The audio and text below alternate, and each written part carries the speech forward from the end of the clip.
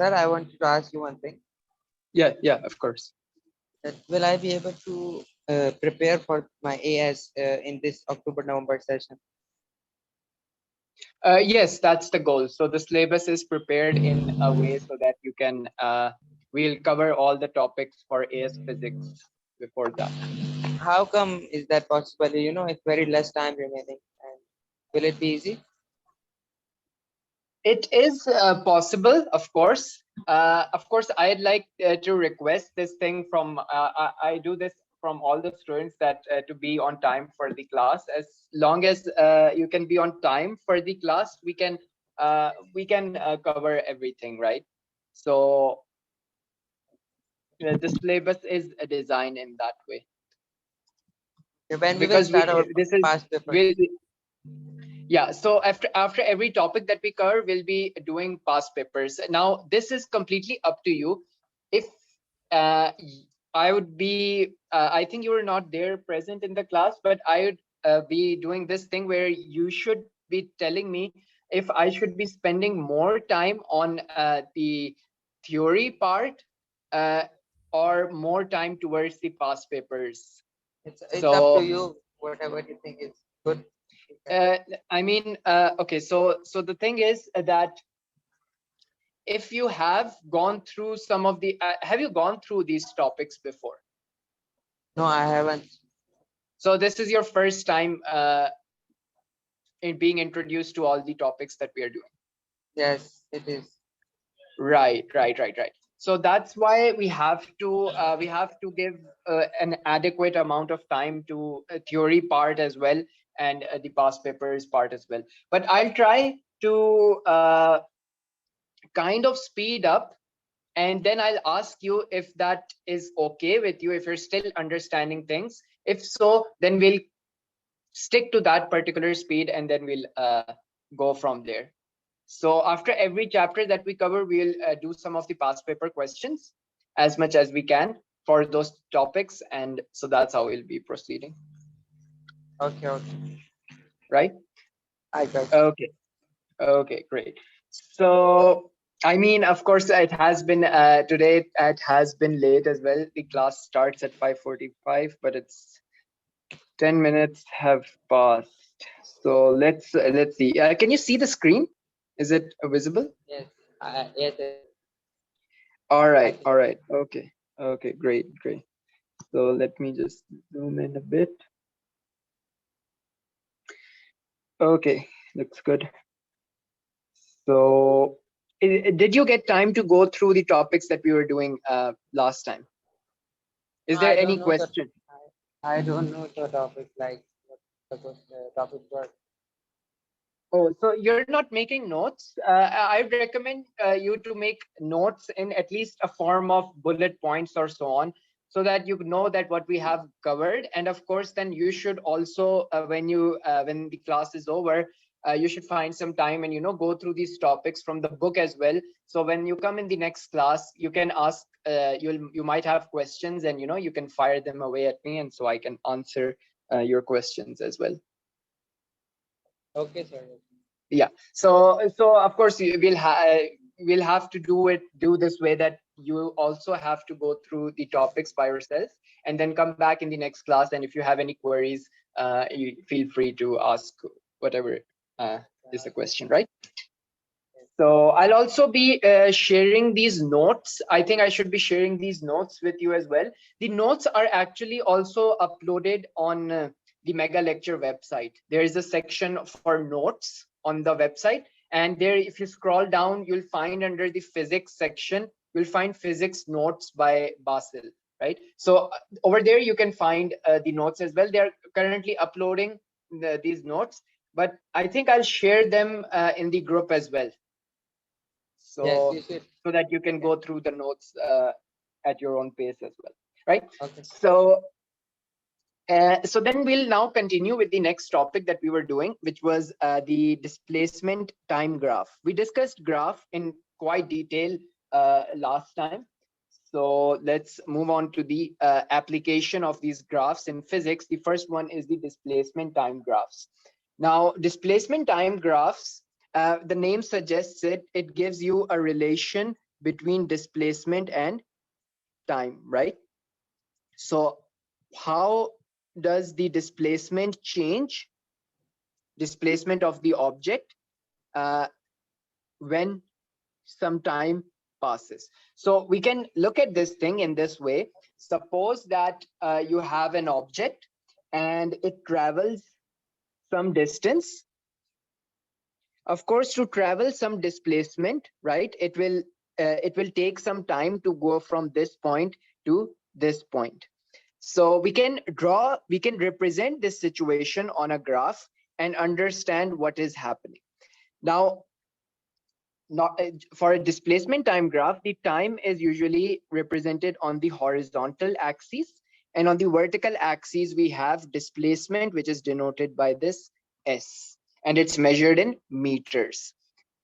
So now this graph can look like many things. For example, if I have this graph like this, which is really a straight line, this straight line means that the ratio between displacement and time is constant everywhere. So if I divide this displacement with time at every point, it will be a same value, right? Because the slope, what I'm talking about is the gradient, right?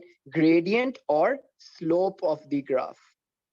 And we know from mathematics that the gradient or slope of any graph is calculated in general from mathematics. It's change in y divided by change in x, which means change in the value on the vertical axis divided by change in the value on the horizontal axis. In our case, we have change in displacement divided by change in time. So this means I can pick 2 points on this line, right? I can pick any 2 points on this line. Suppose I pick 1 point over here and then another point over here. So if I go down from this point, I throw a perpendicular directly downwards. This gives me a value for t. Suppose that this value is some t2. And if I draw a parallel line to the x-axis or this time axis like this, I can get a value for s. Suppose it's some value s2. Now, similarly, I can do it for this point. I can drop a perpendicular like this. This gives me a value for t1, any value for time at this point, and then this value gives me the value for displacement at this point. Now, to find the gradient or the slope, I just have to find the difference between these S2 minus S1 and divide it by the difference between times, which is T2 minus T1. So that's the slope of the graph. And if you remember, what was velocity? Recall that velocity was defined mathematically as change in displacement divided by change in time. And you can clearly see that these two things are similar, which means that the slope of this graph is what? This implies that the slope of this graph gives you velocity, right? So are you following along? Is this understandable? Yes, sir, it is. Sir, is Okay. there any Yeah. recording uploaded somewhere, like on any platform? Recording lectures, like recorded lectures, like if I want to go and Some of them you can find them on YouTube's Mega Lectures YouTube channel, but you probably not find all of them because again it is that you are enrolled in the course and you are requested to attend all the classes, right, and be enrolled in the course and take your lectures. So I also have to keep a track of your attendance and so on. okay, like So if I want to revise, so can I not just go back and see all the recorded lectures, like one of the things I can do is I'll share these notes with you as long as you're enrolled in the course. And about recordings, I'm not sure, but I think as long as you're enrolled in the course, registered for the course, perhaps we can share the recording so that you can go back and revise. I want to do so? But I try to note these things down. Whatever I'm talking about, I try to write as much as I can. So I'll also be sharing these notes with you if you're enrolled in the course, so you can also, have a look at these notes as well. Okay, sounds good. So even if you have you have any questions whatsoever, you can feel free to ask me anytime. So if you have any doubt, anything, you can drop me a text on WhatsApp as well. I'll get back to you as soon as I can, and then we can discuss it in the class as well, right? Okay, cool. So we have established that the slope of this graph, a graph of displacement versus time, the slope gives you the velocity of this object which was moving. All right, now we can look at some of the cases. First case is, let me write it down this way. So we'll now examine some of the cases of this thing. All right, so perhaps you can have a graph which gives you a gradient 0. So suppose that if the slope is 0, the graph for this thing looks something like this. Let me try to draw it. All right, so this is time. Again, this is displacement. And if I have a line which is parallel to this t axis, right, this line, you can see visually there is no slope, right? Slope is when you have a line which is at some angle to this axis, right? So if there is some angle to the time axis, then there is a slope. Slope is not 0 in this case. But you can see clearly at this point, there is no slope in the graph. It's just a straight line like this, which is exactly parallel to the time axis. That means the slope is 0. And if the slope is 0, that would mean that delta S divided by delta T, which is the slope, right? S2 minus S1 divided by T2 minus T1, this would be 0, which would mean, So what is this? Yeah. what this delta stands for? Oh, the change in displacement. Change in displacement. This thing I wrote over here, S2 minus S1. So you can pick any two values like I described over here. So for example, this point was, we use X and Y, right? So this is T2, and Y axis we have S2. And this point is T1, comma, S1. So this is how you write down, you denote the coordinates of your point, really. Okay. So these are those 2 points. And so delta S means change in the value of S. So we take a value of S, initial value of S. And so this thing is 0 in this case, because you can see if you take any 2 points on this line, for these 2 points, there will definitely be 2 different values for T. But you can clearly see both of these points have the same value for S. So when I do delta S2 minus S1, they'll just give me, this is S1 and this is S2, but these 2 values, they are just a same one particular value. Let's just call it some S. So that would be 0. 2 same values being subtracted would give me 0, and hence this would give me 0. So that is a mathematical proof of this thing, that the slope is 0. So I have shown you both the proofs, a visual proof that there is no slope, and the mathematical proof as well. Now, if this says that delta S by delta T is 0, we know that delta S by delta T is velocity. So this implies that the velocity is 0. So whenever you see a graph which is parallel to the time axis, then the velocity is 0. 0.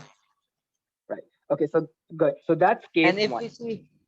we see a line parallel to peer axis, like, so we can determine that the time is 0, and right? Oh, you mean, okay, I think I got your point. So what you're saying is, suppose that if we have something that looks, I'll just quickly draw it. So you mean parallel to the S axis, right? Something like this, a line that is like this. Yeah, this thing is Right. Okay. So if you look at this thing, if I calculate the gradient in this case, which would be delta S by delta T, what is that? We see that if I take any 2 points on this line, suppose these are those 2 points. At this point, I have a value for S, suppose it's S2. At this point, I have a value for S, which is S1, but the value for T is the same. So this would give me S2 minus S1 divided by, because the value of T is same, so the difference between a same value is 0. So you see that this becomes undefined, right? It's known as undefined, defined. right? Which means Okay. that the slope is undefined, or you can say that the slope is infinite. Now, what that means is that the velocity is very large, right? So this means that the velocity is very large. It is extremely large, Okay, right? sir. Yes. Okay. So we cannot really compute a particular value for velocity. It is just undefined. It's extremely high. So that's this thing. So this is another thing. And then you have another thing, which is you can have, how did we write it before? We wrote that the slope is 0, right? So the next case could be that the slope is less than 0. So if the Yes. slope is less than 0, what does that mean? That means that the slope is negative, right? Yes. Okay, good. So I can draw that. And if I draw this thing, so increasing slope looked something like this. How would a decreasing slope look like? It would look something like this, right? Yeah. Like So you, decelerating. yeah, exactly. So it's like it's going downwards. It's like slope downwards. So if I have a person running on this slope, he would just go downwards. So that's a negative slope. So Yes. so here we have time, and here we It will have be like, displacement. I think, negative Yeah. acceleration. Will it not be? If at this point we're looking at displacement versus time, um, right? So the velocity would be decreasing, right? And if the velocity is decreasing, then you can say that it is negative acceleration or deceleration, Okay. right? But we'll look at the graphs for velocity time graphs. We'll also look at those, and we'll look at acceleration time graphs as well, right? So at this point, we're just looking at displacement time graphs. So yes, you can say that the acceleration, there would be a decreasing acceleration, or not really a decreasing acceleration, but a negative acceleration, which would mean that it's slowing down. So if I compute the two values from here, I mean the gradient from here. So this would be T2, this would be T1, and this would be some S2, and this would be some S1. And the slope is delta S by delta T. And so if I compute that, S2 minus S1 divided by T2 minus T1. But note that S1, we have two values, right? So actually I kind of, so here I think this would be S1 and this would be S2. So this would be less than 0, or it would be a negative value. Now, Okay. if it is a negative value, then this would imply that the velocity is less than 0, negative, or it would imply, really, it would imply that we have a decreasing velocity, Yes. right? Okay, perfect. Now, finally, we can look at a case where the slope is greater than 0, right? So let's call this case 3. We have an increasing slope. So increasing slope would look something like this, a straight line. So here clearly the slope is increasing. So it's like this. And so if I pick 2 points over here, so it's the same story, right? So you'll have some T2, you'll have some T1, and then on this line, you'll have some S1, and here you will have some S2. And this slope will be delta S by delta T, which would be S2 minus S1 divided by T2 minus T1, and this would be greater than 0 because the slope is increasing. S2 minus S1 would be a value, positive value. So this would imply that the velocity is increasing.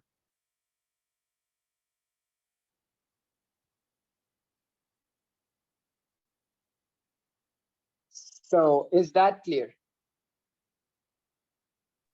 Yes, sir. Okay, perfect. Good. So you can also write it as V is greater than 0. So these are your displacement time graphs. Now we can quickly summarize everything. So let's just do it over here.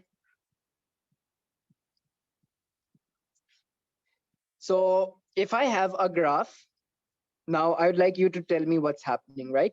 So if I have a graph that is this thing, and we have displacement here, and this is this one. So tell me what's happening in terms of velocity in this case. You can see that the displacement is same at every point. So what would be the velocity?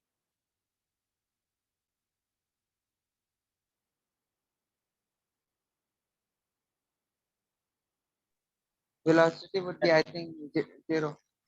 Yeah, exactly. So this is the case of zero velocity. Now, if so this is case, you can say that this is just first thing. Then you have a graph. Suppose this is the graph that you have, again, time and displacement, and it's like this. So this is the one that we just discussed, right? So what is happening to velocity over here? The velocity is increasing.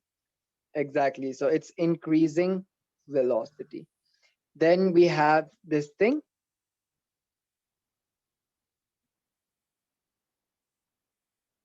It's, I think, the negative. It's Yeah. So decelerating. here the velocity is decreasing. Okay, perfect.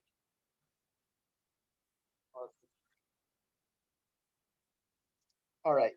So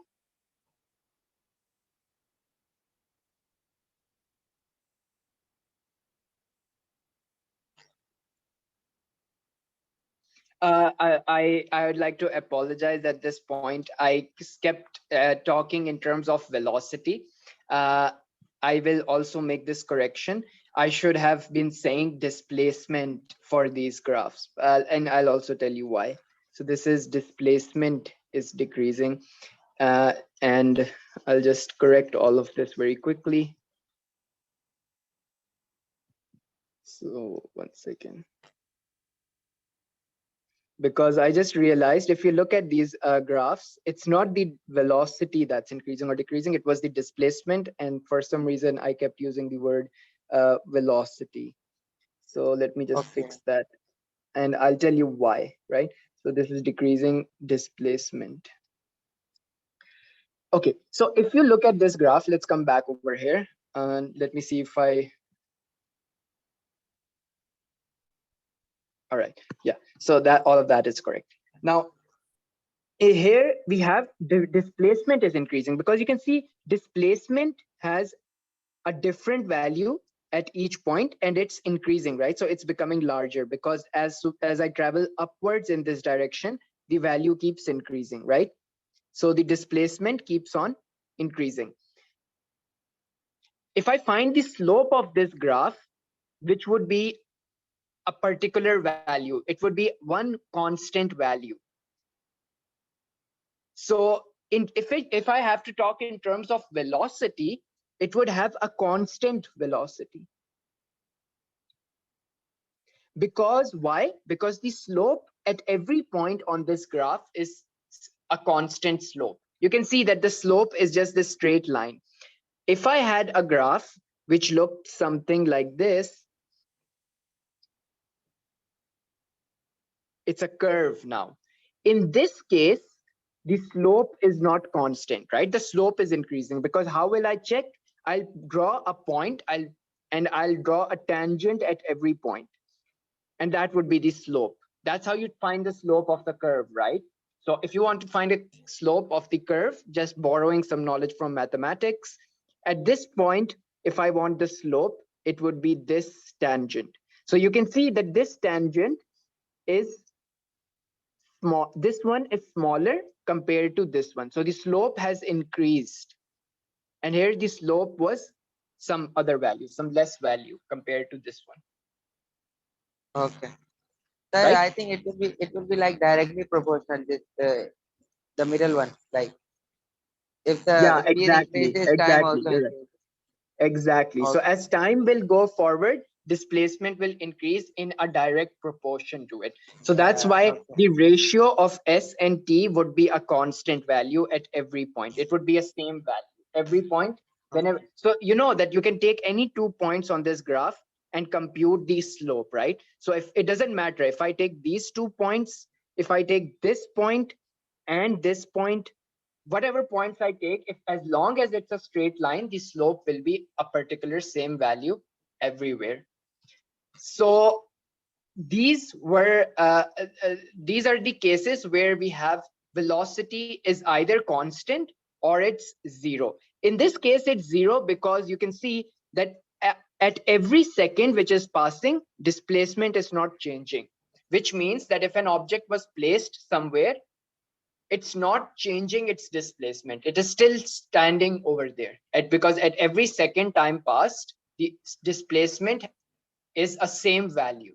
So it's not changing, right? So this means that the velocity is zero because that means the object is not moving.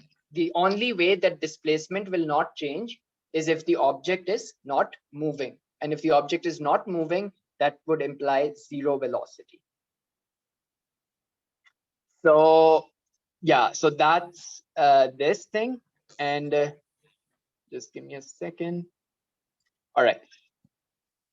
Okay. So now you can also have a case of increasing or decreasing velocity. Let's quickly discuss those as well.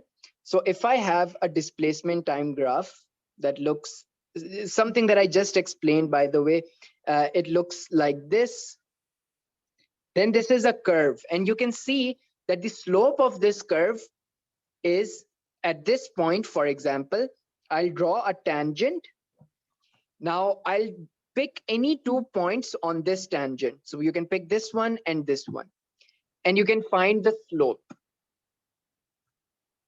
And if when you do, that will give you the velocity of the object at this particular point. Then you can also, maybe you want to find the velocity at this point. So I'll use another color. Let's suppose that you want to find it at this point. Then what I'll do is I'll draw another tangent on this point. And a tangent line is just a line which touches one particular point on a curve, right? So then I'll take any 2 points on this. Then I'll take any 2 points on this tangent, right? And taking those 2 points on this tangent, I'll find the slope using the same thing, right? Delta S by delta T. And this would give me the velocity at this point, this one, green point on this curve.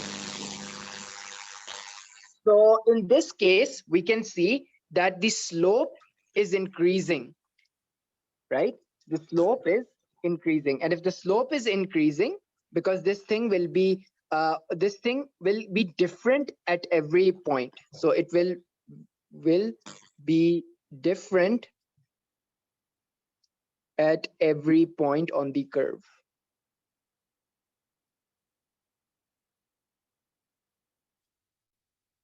Right? And similarly, I can have a graph. So I'll say this thing is increasing velocity. Why? Because the slope is increasing, right? So is that clear?